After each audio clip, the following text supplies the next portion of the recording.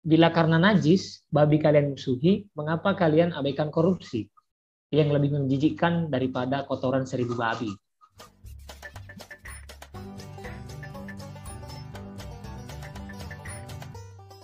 Salam, salam para pendengar. Eh, Kembali lagi entah episode keberapa ini. Saya harus dan gimana cara ngobrol. Selamat malam Bang Riston. Salam shalom Bang. Selamat malam Bro Ahmad. Salam Iya, Shalom. selamat malam juga untuk semua yang dimanapun mereka yang mendengar ocehan kita malam ini Bang. Karena malam-malam ini sudah makan malam Bang Ris. Wah, alhamdulillah sudah makan tadi. Sudah ya. Kira-kira makan pakai apa ini Bang malam ini Bang? Oh, tadi kami makannya makan internasional makanannya. Supaya simple, lagi malas masak, jadi makan mie samyang, mie instan, mie samyang instan, mie Korea. Mie Korea Bang ya ini. Ya. Tapi kebetulan nggak pakai babi tuh. Wah iya Bang. Ini selain apa namanya menu kita sudah menginternasional ya. Rata-rata produk Korea udah kita makan di Indonesia, di Yogyakarta dengan lidah lokal. Kemarin juga ramai juga Bang soal ini ya. Tapi sebelumnya Bro Ahmad dulu makan apa malam ini? Wah, kalau saya jelas Bang, nasi goreng aja Bang. Lebih simpel lagi saya Bang. Ke depan kontrakan ada nasi goreng langganan Jawa Timur. Nah, lidah saya masih lokal Bang, nggak bisa saya makan Eropa gitu Bang. Samyang gitu nggak bisa Bang. Ya. Nah, nasi goreng dari Cina loh dulu. Oh gitu. Saya kira lokal ternyata ini ya. Ternyata justru dari Cina juga ya. Waduh. Padahal tadi di gerobaknya tulisannya sih nasi goreng Jawa Timur ya, berarti. Jawa Timur ya, iya. Di apa ya, diakomodasi atau diakuisisi sahamnya Cina ya oleh orang-orang Jawa Timur ini. Tuh, gede banget tulisannya tuh nasi goreng Jawa Timur tuh. Ya, kita ngomong soal makan-makan gitu dan ya beberapa waktu lalu rame juga rendang babi dan itu kayaknya heboh gitu Bang ya. Saya sebetulnya tidak terlalu tahu pasti. Saya juga baru googling juga sih Bang. Itu restoran udah tutup ya? Benar Bang? Di Jakarta. Kayaknya nggak restoran. Itu hanya apa ya? Hanya rumah makan rumahan. Bahkan rumahan nggak ada warung makannya. Jadi dia buka rumahnya terus bikin rumah kayak rumah makan gitu untuk apa? Nama rumah makannya kalau nggak salah Babi Ambo. Iya, Babi Ambo. Iya, itu yang saya temukan di Google, Bang. Iya. Ya. Modal baca Google aja saya. Babi Ambo ya. Wah, entah apa artinya itu Babi Ambo ya. Iya. Iya, itu ramai sekali kemarin, Bang. Iya, sebagai penikmat rendang tok tapi tidak babi. Itu bikin saya juga agak kaget Bang ya. Saya kaget juga ternyata bisa ya dibikin ya. Kalau saya tidak salah sih memang rendang ini pada awalnya bukan jenis atau nama atau judul masakan ya. Dia hanya teknik memasak ya. Ya nggak sih Bang? Betul. Sebagai orang yang tinggal di Sumatera gitu Bang. Iya. Sumatera kan memang sangat apa ya, bisa dikatakan lumayan kaya lah ya. Hampir semua suku kan punya makanan khas ya. Makanan khas secara khusus memang Padang ini ya. Kayaknya di Indonesia di kota mana nggak ada rumah makan Padang? Nah, kalau ada itu kasus itu pasti. Di Papua aja kemarin saya ke Papua itu ada rumah makan Padang itu ada, bahkan laris gitu. Jadi memang itu sudah jadi kayak apa ya, kayak tren ya. Kalau nggak salah kita waktu pergi keluar juga yang ke Malaysia Singapura rumah makan Padang juga tempat favorit kan gitu. Jadi memang ya tampaknya rumah makan Padang itu bisa kita sebut sebagai sesuatu yang unik gitu ya, sebagai sesuatu yang unik dan tentu jadi apa ya, jadi primadona. Dan baru-baru berapa waktu yang lalu kan rendang diangkat apa ya, disahkan jadi salah satu makanan terenak di dunia kan. Betul Bang. Dan ya, kita tahu bahwa sebenarnya kalau kita bicara rendang pasti ini bicara tentang bumbunya kan, cara masaknya. Seaneka macam bumbu yang diadon dalam satu tempat, bahkan itu masaknya itu lama banget. Kalau nggak salah dulu pernah lihat orang yang masak rendang itu api kecil dan lama, ya itu lama dan memang kualitasnya juga ditentukan oleh kualitas bumbu dan juga kualitas cara masaknya. Dan kalau zaman dulu pasti nggak pakai kompor ya, itu pakai kayu, dan itu memang terus Tungku. dijaga apinya ya, pakai tungku itu jaga apinya supaya tetap konstan dan lain sebagainya, dan memang makanan itu enak banget. Tetapi apakah bumbu itu hanya dipakai orang Padang? Sejauh pengalaman saya enggak ya. Mama saya juga beberapa kali buat rendang. Tapi untuk kontes di Siantar pasti nggak sapi dong. Ya, pasti sapi pendek dia ya, alias babi ya. Jadi itu biasa aja gitu ya. Itu biasa aja. Jadi makan apa? Makan rendang. Nggak perlu ditanya rendang apa gitu ya. Ya udah makan pasti. rendang ya, dagingnya apa, penting bumbunya bumbu rendang gitu ya. Dan kalau orang Batak pasti ya kemungkinan besar dagingnya itu nggak sapi, jarang makan sapi pasti gitu ya. Jadi di situ sih biasanya apa, tapi ini memang produk. Tapi apakah rumah makan Padang menjadi persoalannya, kan karena ada sekelompok orang di media sosial yang merasa bahwa rumah makan Padang itu harus dikaitkan dengan satu agama, dalam hal ini Islam.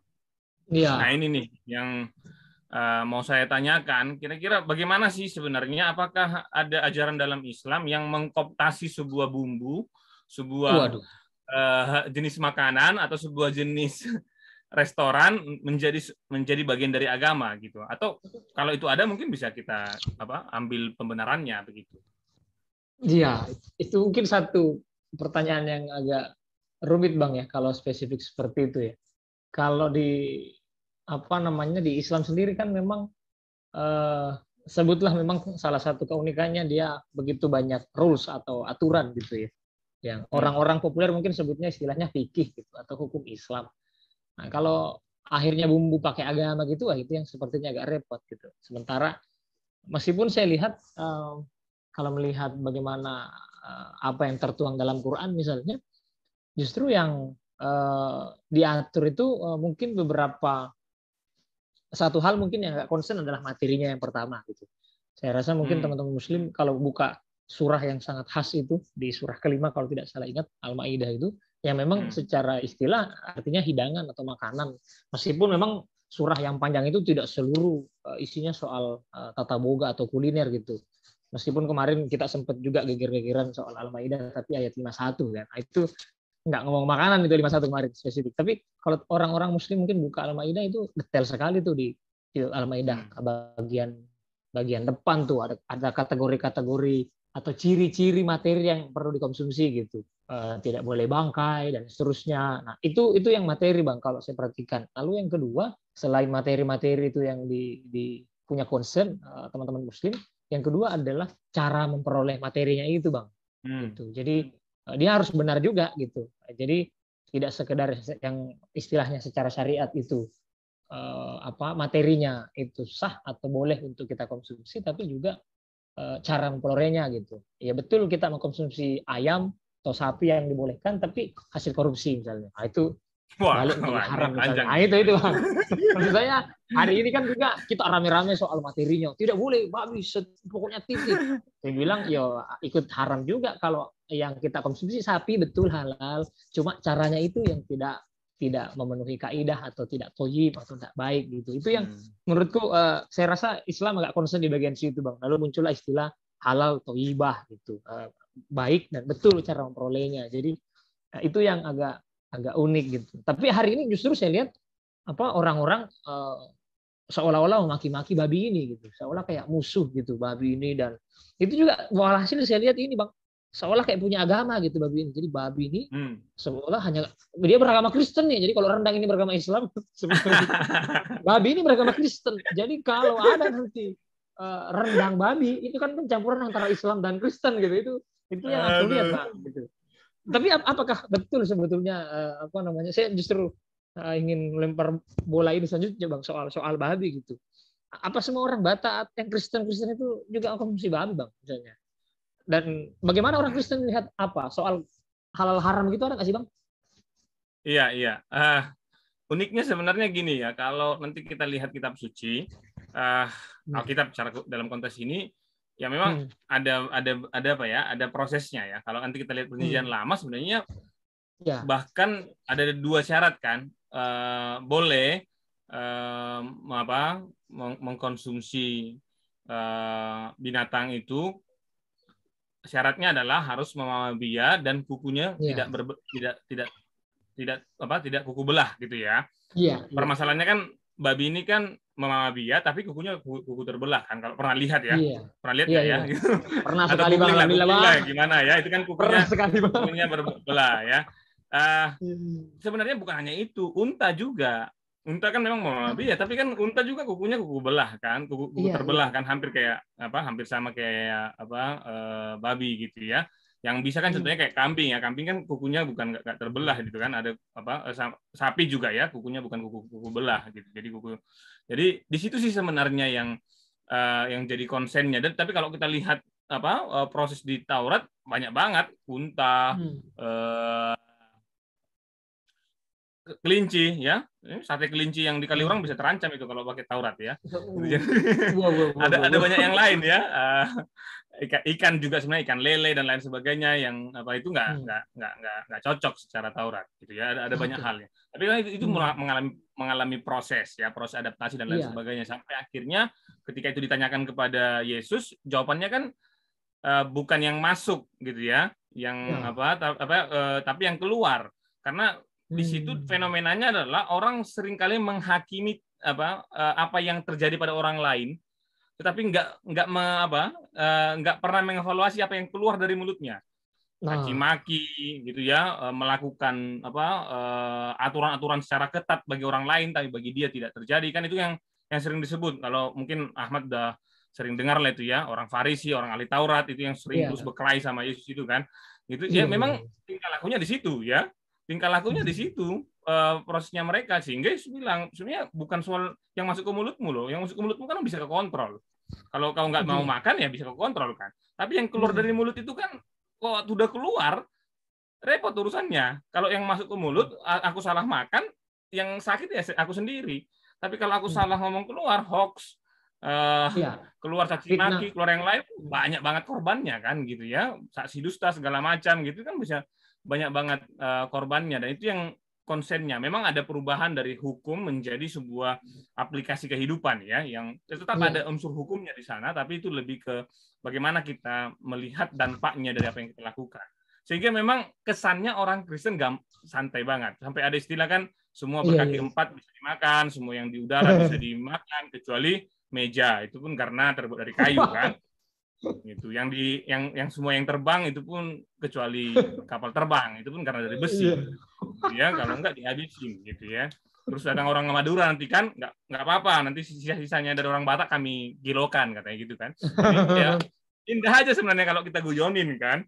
Nah, peristiwa-peristiwa itu yang terjadi. Tapi pertanyaannya, apakah semua orang Batak atau orang Kristen itu enggak banyak banget orang Kristen yang sangat kuat masih dengan tradisi Torahnya, pasti nggak makan. Bahkan nggak hanya babi, pasti nggak makan kelinci, pasti nggak makan unta, pasti nggak makan macam-macam itu. Saya pun lupa itu apa-apa aja jenisnya. Tapi juga ada orang-orang Kristen yang mengalami proses-proses. Contohnya ya, banyak teman saya di Jawa ini yang memang dia lahir sebagai Kristen, tapi di lingkungan Islam, keluarganya itu Islam semua, dan memang hampir nggak pernah. Nanti dia makan babi setelah di STT itu. Kata mungkin kayak di UKDW, pas di UKDW juga banyak gitu ya. Jadi di teologi. Jadi itu ada karena memang secara sosial budaya mereka nggak tersajikan itu kan, gitu, nggak tersajikan. Jadi oke aja, nggak terlalu merasa orang Kristen aku kurang kekristenanku karena aku nggak makan babi, nggak juga. Ya, saya juga mengalami proses transformasi ya. Sejak tahun 2013 saya memutuskan nggak makan daging babi gitu. Dimanapun ya, bahkan di kampung halaman saya gitu, saya masih terselamatkan karena mertua saya alergi kan, jadi saya punya teman, jadi aman-aman aja gitu, jadi nggak dicap. Memang ada cap itu juga, kita harus akui kan, ada cap itu. Gitu. Jadi di kalangan ini kadang-kadang di kalangan orang awam yang nggak tahu apa-apa ya gitu ya, karena jujur aja, Mat, di Sumatera Utara itu banyak orang Jawa Islam yang kalau main ke tempat orang Batak makan minta malah. Waduh. Minta. Karena memang ya KTP aja kan, KTP aja. Karena di sana kan mereka membaur ya, kerja di ladang segala macam, capek, makan bareng gitu, makan apapun enak. Udah kok enak gitu ya, makan aja. Jadi orang Batak Kristen pun merasa, wah berarti sebenarnya bisa mereka ini gitu-gitu ya. Tapi kan mereka melihat hanya kecil kan, orang-orang kecil yang sudah memang sangat abangan ya, bahkan mungkin tanya sholat Iya. nggak pernah itu ya, gitu. Itu bisa terjadi memang hal-hal yang seperti itu. Dan kalau tadi pertanyaannya apakah semua, enggak. Contohnya nanti ya, saya bukan Advent, tapi banyak teman-teman Advent di kalangan kita kan, itu mereka tegas Iya. banget masalah itu. Ya saya juga punya Tepat. keluarga yang dari kelompok Advent, tegas banget dengan itu. Tidak makan. Apakah akhirnya berkurang kebatakannya? Iya. Menurut saya enggak ya. Meskipun ada orang yang saling ejek ya pasti biasa itu ya. Itu biasa dalam kehidupan bermasyarakat, kadang-kadang itu biasa. Tapi persoalan kita sekarang ini kan karena di media sosial ya. Iya. Kasiannya si Mas ini, saya nggak tahu pula namanya ya. Gara-gara pamer aja, dia sampai dibawa ke kantor polisi kan. Walaupun nggak Betul ditetapkan dilaporkan, Bang. sebagai tersangka, tapi Iya. dia sampai diperiksa. Bayangin Iya. bro, kau buka usaha supaya kau hidup, supaya kau mau makan, dan nggak, sebenarnya usahamu itu bukan jual narkoba, bukan jual Iya. alat-alat kesehatan yang dibuat harganya makin tinggi, bukan jual masker pada zaman dulu yang awal-awal Timbun. COVID yang sangat tinggi harganya dibuat, bukan itu kan? Ini hanya jual makanan bagi orang lapar, pengen makan. Kebetulan dia bisa masak babi dengan rendang, dengan masakan Padang, dibuatlah judulnya. Judulnya juga tegas kan, babi ambo. Babi loh. Kalau Iya, ada yang iya. masuk, kalau Ahmad masuk, salah Ahmad sendiri. Jelas Kalau lah. Ahmad mau masuk karena mau pengen, ya kan gitu kan? Gitu Aduh, loh. aduh, aduh. Ya, di Iya, situ sih Pak. posisinya, bro. Gimana? Iya, iya. Saya ingat cerita Bawi, Bang. Saya waktu Paskah tahun ini, 2022, itu saya Paskah ikut kampus dan ada retret jalan salib, Bang. Ini pertama kali saya jalan salib ini. Di Gua Maria di Kulon Progo. Nah, singkat cerita, kami sudah sampai di pos-pos akhir, mau masuk di Gua Maria itu. Ternyata sebelum Gua Maria itu ada banyak pedagang kayu berjejer. Gitu. Bayangkan kami jalan salib dari pos 1 itu sudah mau akhir itu. Nah, waktu itu puasa Bang, ingat sekali saya ikut jalan salib puasa, ya Allah. Siang-siang itu tiba-tiba dalam kesunyian jalan salib kita mau sampai, kanan kiri tuh Mas, apa ada Warmindo yang dagang babi Bang. Jangan salah, di atas itu ada Warmindo yang juga dagang babi itu, Warmindonya tuh warung Indomie. Lalu teriak semua teman-teman saya, "Woi babi, nanti kita singgah makan sini." Gitu semua. Wah, saya cuma geleng-geleng aja, sudah puasa nggak makan babi lagi. Nah, lalu sampai di ujung makan siang dong orang dong, makan siang. Lalu kata pembimbing spiritualnya gitu, wah saatnya makan siang. Oh tenang Mas Ahmad, nanti ada sendiri apa makanannya, kami sudah siapkan secara khusus gitu.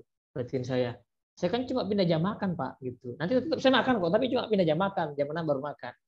Oh enggak Mas, kami sudah siapkan khusus gitu. Saya bilang makan apa ini?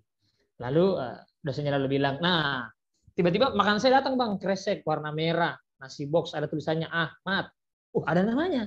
Langsung dosennya bilang, teman-teman tadi kalian kesini itu melewati warung-warung yang masak babi. Sekarang kita makan siang, makan babi. Wah, mak, sorak-sorak semua orang.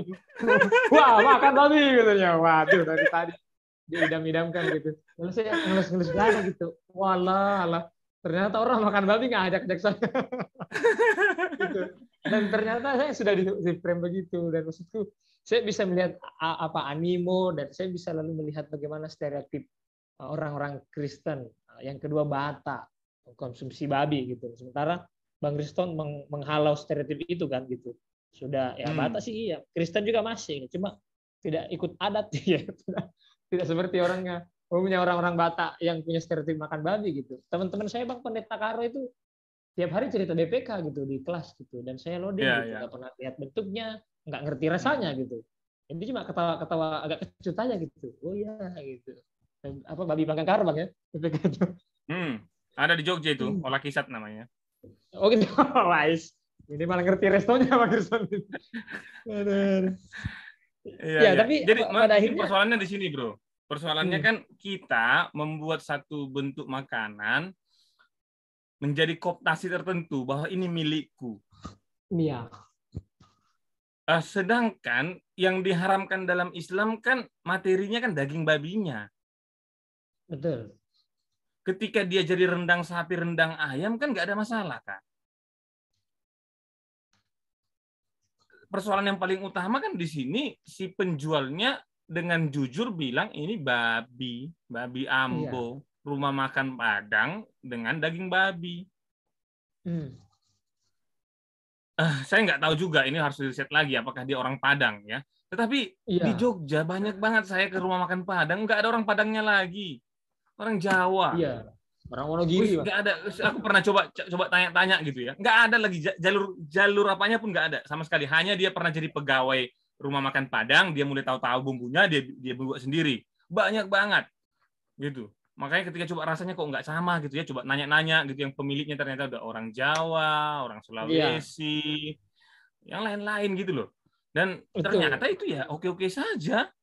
Kenapa ketika rumah makan Padang ini dibuat dengan kreasi babi tadi, itu pun pasti untuk kalangan khusus gitu ya, karena memang sudah dibikin babi, jadi permasalahan kan. Di situ sebenarnya letak persoalan kita. Tetapi sebenarnya juga permasalahan ini kan nggak dari semuanya ya. Saya tahu banyak teman-teman Muslim di media sosial yang malah buat ini jadi candaan aja ya. Tapi ternyata kita harus sadari bahwa ternyata ada sebagian dari kita yang masih lihat label sebagai bentuk pengakuan terhadap agama. Sama seperti mungkin di kekristenan kadang-kadang harus itu tadi ya, membuat label tadi ya, satu label tertentu untuk menjadi apa. Mungkin juga di kalangan dalam konteks kasus kita yang sekarang ya ini tadi ya, Padang dianggap menjadi sebuah bagian yang tidak terpisahkan dari Islam. Nah, ini terus juga yang jadi persoalan kan. Saya nggak terlalu mafhum di sini. Tapi menjadi persoalan dulu kemarin masalah itu ya, masalah busana di sekolah gitu ya, itu juga dimainkan dengan hal itu. Tetapi apakah ada orang Padang yang Kristen? Setahu saya pasti ada. Contohnya ini paling gampang ya. Adiknya ketua MUI Buya Hamka kalau nggak salah ya. Buya Hamka. Saya pernah dengar bahwa dia punya adik yang menjadi Kristen, gitu ya. Ya itu yang nanti coba bisa diriset gitu ya. Jadi sebenarnya orang-orang Padang yang jadi Kristen ada kok, atau yang orang Padang Kristen sejak awal ada kok, dan itu jumlahnya memang sedikit tapi ada ya. Jadi nggak harus apa. Tapi teman-teman orang yang lama di Padang, contohnya ya teman-teman Chinese, teman-teman Batak, teman-teman Mentawai paling dekat ya, tinggal hidup di Padang, banyak banget. Gereja di Padang juga ya ada gitu ya, bukan bilang nggak ada. Gitu. Jadi itu yang juga mungkin jadi menjadi persoalan. Kecuali dia buat gini ya, rumah makan Islam khas babi. Nah, baru itu persoalan. Kalau itu kita ketuk kepalanya, ya. Kalau itu pemilik restorannya perlu kita ketukkan kepalanya supaya dia sadar gitu kan. Tapi ini kan memang mengambil sebuah identitas daerah menjadi sebuah khasnya dia demi peruntukan kehidupannya. Makanya di paragraf terakhir tulisan saya yang di bisnis itu kan saya bilang ya, begitu teganya kita kan mengambil jatah makan itu. Udah mau makan dia, itu ibarat kayak udah mau makan kita berangus gitu loh. Dia udah dapat mau menyuapkan nasi ke mulutnya dan keluarganya, kita berangus hanya karena istilah-istilah gitu. Di situ sih letak keprihatinan saya dari kasus. Iya, kalau saya justru melihat begini Bang, saya melihat peristiwa yang baru-baru ini kan juga ya tentu tidak habis pikir gitu. Yang kedua, saya lalu teringat dengan satu ungkapan yang dikemukakan oleh Voltaire gitu. Voltaire itu pernah bilang bahwa ya apapun agamanya orang itu semua akan sama di depan uang gitu. Lalu saya terpikir bahwa semua kayaknya agama kita sama kalau di hadapan meja makan gitu. Secara ini adalah makanan kulinari yang menurut saya ya orang lapar agamanya semua sama kali makan gitu. Dan yang menjadi kendala memang pada akhirnya adalah selain diberkati bangsa kita dengan agama yang ramai, suku yang ramai, ya pada akhirnya menghasilkan peradaban sendiri-sendiri gitu. Dan yang agak ribet kurasa adalah bagaimana pada akhirnya memang pertengkaran kita ya saling klaim, saling privat. Ini punya kita dan seolah nggak bisa dipakai gitu. Saya tidak bisa bayangkan mungkin sejarah kulineri bakso dan kawan-kawan Bang ya, yang kalau tidak salah artinya bak itu ya daging tapi dalam kurung pasti babi gitu. Itu bakpia, bakpao. Hari ini isinya ayam gitu kan Bang? Iya, betul. Sekarang hari ini isinya pasti itu ya. Kalau kita makan bakmi Jawa, pasti jadi ayam, nggak mungkin gitu. Ya, jadi pasti akan itu. Bahkan kalau nanti ada dia berbau babi, pasti akan dibuat bakmi babi. Jadi 2 kali babinya, enak itu 2 kali. Walaupun saya nggak makan ya sekarang ya, dulu masih makan lah ya. Jadi Katanya enak sih sampai sekarang. Iya. Walaupun harganya mahal, babi itu mahal sekarang, Mat. Lagi kena apa kan? 2 tahun yang lalu kan kena penyakit kan di Medan kan. Oh, itu kalau bayangkan orang Muslim mungkin juga makan, Bang. Mungkin tambah naik, Bang ya? Ya nggak sih, Bang? Secara ekonomi, Bang. Hitung-hitungan ekonomi Mungkin mungkin kalau. iya bisa jadi, tapi juga mungkin makin banyak yang pelihara jadi murah. Oh iya, iya, Tempat iya, peliharanya iya. jadi banyak gitu. Saya tiap hari digodain teman saya, Bang. Menjadi Islam satu-satunya di kampus itu. Terus tidak makan babi dan paling sering tidak diajak kalau makan babi atau lagi pengen minum alkohol teman-teman gitu. Dicuekin saya. Dan orang Ya. cerita Kalau rasanya saya sih, gitu. kalau teman-teman saya temani. Saya temani aja yuk. Saya bilang. Ya itu mungkin, Bang, apa namanya yang menurutku apa ya, mungkin pada akhirnya yang bikin sumpek di situ, lalu sentimen kedaerahan dipakai, dan pada akhirnya Iya. memang meskipun saya rasa juga ya tetap kita hormati gitu ranah Minang, Betul. yang juga punya culture gitu dengan segala rupa, tapi memang menurut saya tantangan kebinekaan kita adalah itu gitu. Jadi lapis kita yang menurut saya itu mungkin sudah hybrid ya. Melihat kulinari itu kan saya rasa hybrid semua kan, Bang. Soto ada banyak jenis, apalagi rendang luar biasa. Sate mungkin berkembang gitu. Saya bayangkan besok sate babi misalnya, Bang. Apakah orang Madura akan menggugat, Bang, atau bagaimana ini? Saya mengikuti terus mungkin, Bang. Itu kan jadi gitu kan. Contohnya kalau orang teman-teman Tionghoa dari RRC sana menolak penggunaan kata bakso kita pakai, kan bahaya itu. Kita mau makan apa? Atau kita sebut apa dia? Bulat-bulat daging sapi gitu. Mana repot kan namanya ya. Udah itulah bakso lah namanya. Kita nikmati bersama gitu ya. Walaupun kita tahu bakso apa? Sapi. Bakso apa? Bakso ayam. Bahkan ada bakso ikan kan. Kalau di Palembang itu bakso ikan tuh terkenalnya. Orang-orang gitu. Jadi memang kita akan menikmati itu bakmi contohnya ya. Kita akan menikmati. Contohnya juga memang agak apa? Saya sebutkan itu saksang contohnya. Bagi orang Batak saksang itu pasti dari babi. Tapi ada gini, mungkin orang Batak akan tahu itu. Dalam adat ini supaya orang Batak agak tahu juga ya. Saya masih tetap ini. Anak saya dulu di Medan itu masih tetap proses adat jalan semuanya gitu. Sapi itu levelnya itu tertinggi dalam adat. Jadi kalau ada orang tua yang meninggal, anaknya semua sudah menikah, sudah punya cucu, bahkan ada cucunya sudah menikah sudah punya anak lagi, dia sudah dianggap terhormat. Biasanya yang disajikan orang-orang tua adat itu meminta sapi atau kerbau. Enggak babi lagi. Jadi babi sebenarnya standar level rendah. Netral lah gitu ya. Netral lah dalam adat Batak. Sapi, dan juga ada begitu banyak kawan-kawan Batak Islam ya, Batak juga beragama Islam, dan ya mungkin perlu orang Batak ketahui ya, Islam masuk Batak itu juga justru hampir sama datangnya dengan kekristenan juga, bahkan mungkin Islam lebih duluan, hanya mungkin nggak terlalu berkembang di Batak Toba, tapi ada Batak Mandailing kan yang mayoritasnya Muslim gitu ya. Ketika mereka melakukan adat, tentu mereka punya pilihan kan, sapi atau kerbau untuk melakukan adatnya gitu. Ketika ini cara adat besar ya, ada nikah segala macam yang masih betul-betul konsen, dan begitu banyak teman-teman saya Batak Mandailing yang sangat kuat di adatnya. Apa yang mereka pakai? Ya itu, masakannya apa? Masakan saksang, bumbu saksang. Saksang apa? Saksang sapi. Demikianlah saya yang nggak punya kemampuan terlalu banyak uang untuk selalu beli sapi, ya beli ayam toh. Pengen saksang ayam gampang tuh, jadi bisa dinikmatin kan. Iya.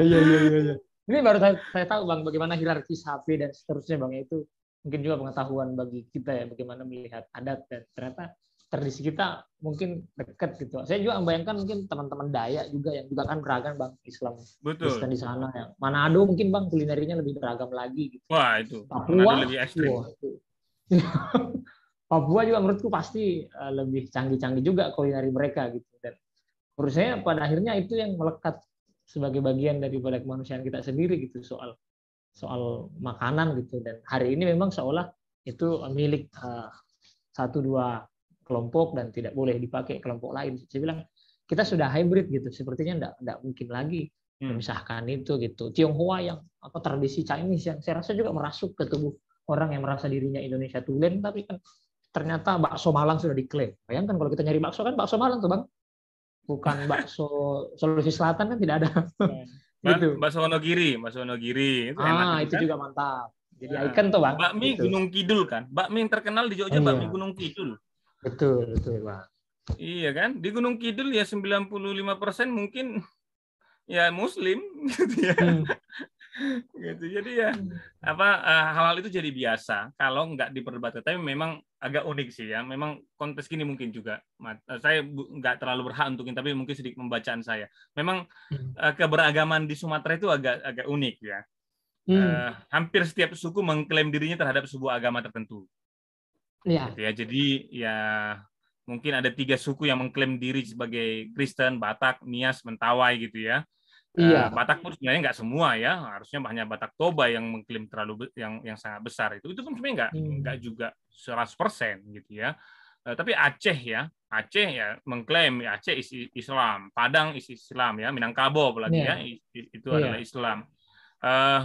Memang ciri khas kemelekatan suku dengan agama setidaknya di Sumatera. Saya tidak tahu nanti di Sulawesi, Ahmad bisa ceritakan ya.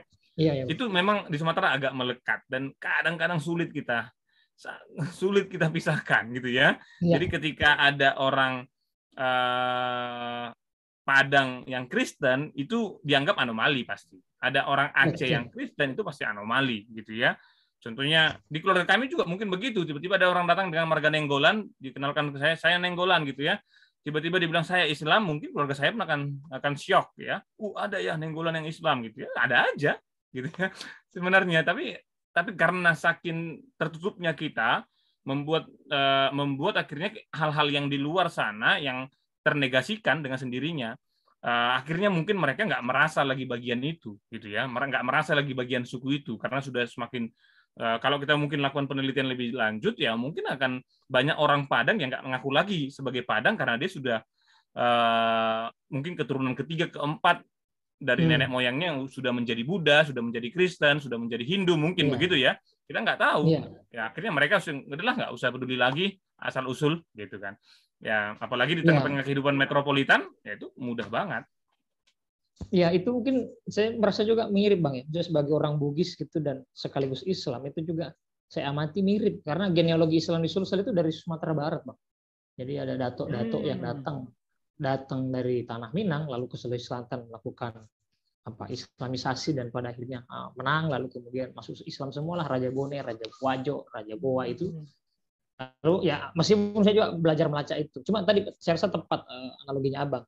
Hari ini kalau istilah saya itu ya bersenyawa sudah Bang. Entitas budaya dan entitas agama itu bersenyawa. Terus sekarang mau dipisahkan itu enggak bisa. Itu kan juga mirip bakpo yang tadi itu. Terus mau dipisahkan gitu.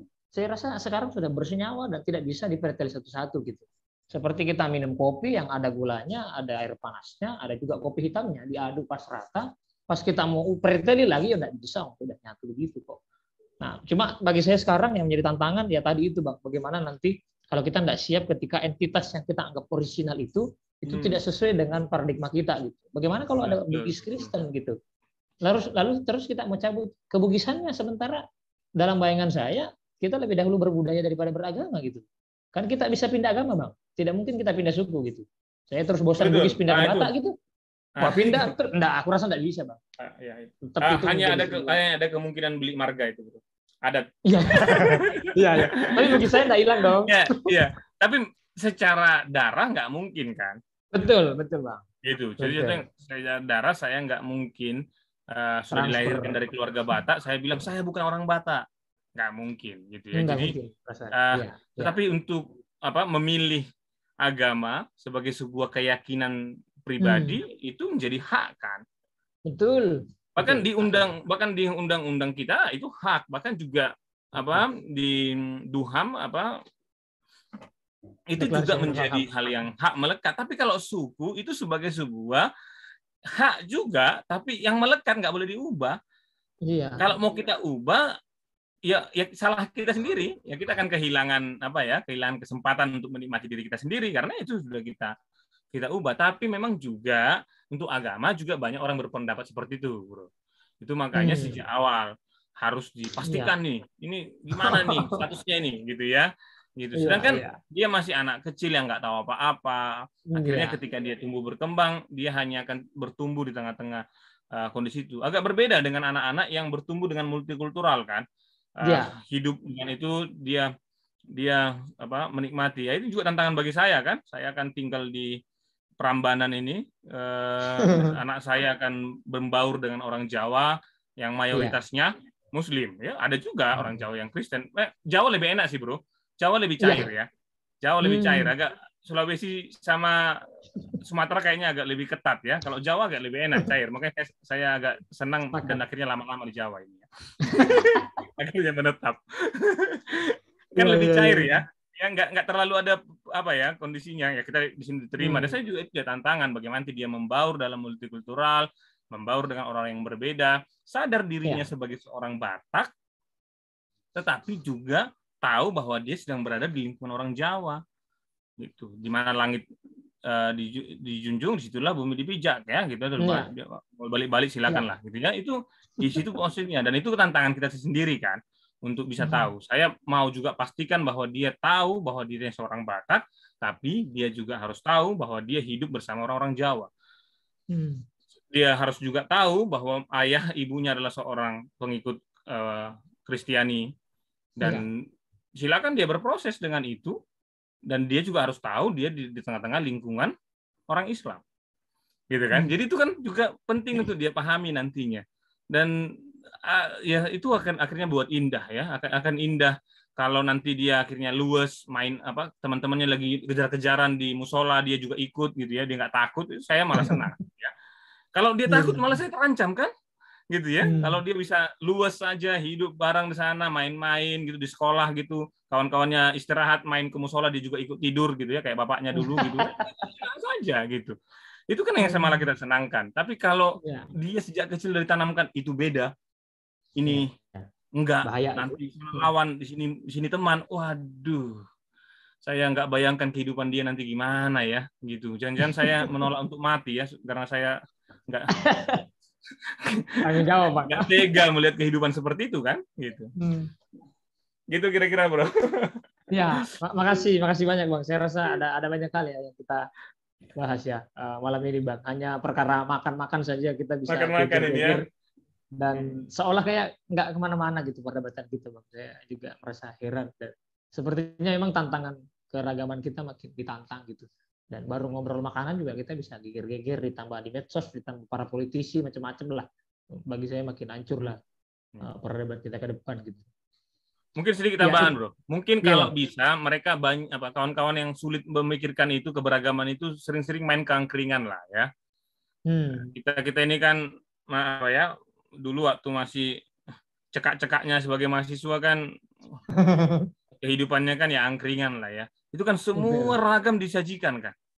Betul. Disatukan dong, nggak ada satupun sate tiba-tiba emang ada sate yang saya dulu terkejut kan, sate saya pikir ya kerang, ternyata ada sate yang dari tempe itu namanya gembus Bang. Sate kere ya gembus, ada sate keong kan. Banyak banget, ada sate usus ya, saya nggak pernah tahu di Sumatera ya. Ada sate usus. Iya, jarang itu terjadi gitu. Jadi ternyata itu aja beda gitu loh. Dinikmati bareng-bareng. Lagi ada usus ya kita makan usus, lagi ada keong kalau mau ya makan aja gitu kan. Ya kalau lagi ada sate yang tempe ya dimakan aja. Semuanya kita makan, nikmatin tanpa berpikir ini agamanya apa tadi ya gitu. Nggak ada kan gitu. Ya bukan berarti bilang agama nggak penting ya. Tetapi ketika bicara makanan, yang penting kan kita pastikan bahwa itu bukan produk materi yang diharamkan oleh yang kita percayai kan. Dalam hal ini teman-teman Muslim perlu memastikan memang gitu ya, itu bukan produk dari babi contohnya. Teman-teman Yahudi ya harus perlu memastikan bahwa itu produk kosher ya, lebih sulit lagi mereka hidup kan. Di Indonesia kayaknya nggak bisa mereka hidup kan. Gimana itu caranya itu? Kecuali mereka punya cara sendiri ya. Punya cara sendiri, kayak orang Manado pasti punya cara sendiri mereka kan. Kalau di tempat saya mungkin sulit banget itu. Orang kadang-kadang di Manado diketuk kan kepalanya supaya mati, bukan dipotong dengan bagus kadang-kadang kan. Astaga. Ya, itulah. Gitu. Iya. Ya, bicara kosher tadi ya, saya lalu teringat istilah halal juga Bang. Saya rasa mungkin orang Yahudi mungkin Nabi Muhammad dugaan saya pernah berinteraksi dengan orang-orang Yahudi pada waktu di Madinah, dan pada akhirnya menurut saya akhirnya Islam lebih dekat perangkat-perangkat hukum gitu. Kalau tadi abang cerita soal Taurat mungkin di kitab Imamat itu kan saya rasa itu mungkin mirip sama surah Maidah gitu ya. Itu ngomong detail-detail makanan di situ, itu rigid sekali. Tapi ya satu dan lain hal menurut saya pada akhirnya ternyata berbicara keragaman kita ternyata tetap ada satu jalinan persamaan gitu. Bagaimana dulu saya rasa yang berperan juga ketika bicara itu ya ada Musa bin Maimun atau Maimonides ya di Spanyol, yang juga sebetulnya berinteraksi dengan Ibnu Rushd pada waktu itu di Spanyol juga, dan menurut saya sangat dialektis saja hubungannya bang.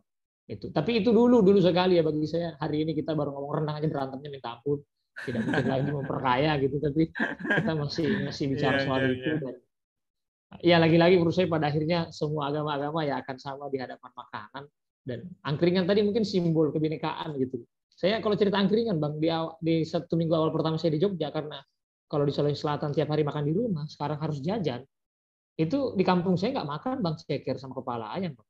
Itu betul ya, ya betul saya tahu itu. Ya. Bang. Saya bilang ini dimakan gitu. Maksudnya tidak usah diharamkan gitu. Kami aja nggak punya tradisinya gitu. Kepala ini apanya?